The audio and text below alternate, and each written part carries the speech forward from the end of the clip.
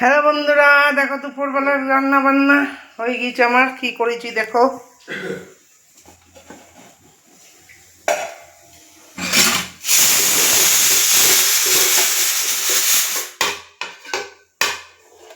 জীবিকার মতন সাদা ভাত, আজকে করেছি কলাইয়ের ডাল, হিং ফোড়ন দিয়ে, আর বেসনের বড়া দিয়েছি। একসঙ্গে ছেলে খাবে তাই ওর জন্য ভেজে দিয়েছি, আর সব রাখা আছে, পরে ভাজবো।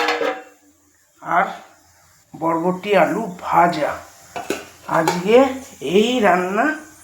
আর পেঁয়াজ আলুর চোখা।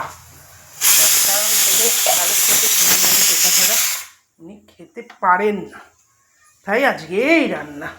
আর শনিবার মাছ মাংস কিচ্ছু নেই। ঠিক আছে, আবার দুপুরের খাবারের সাথে আসছি।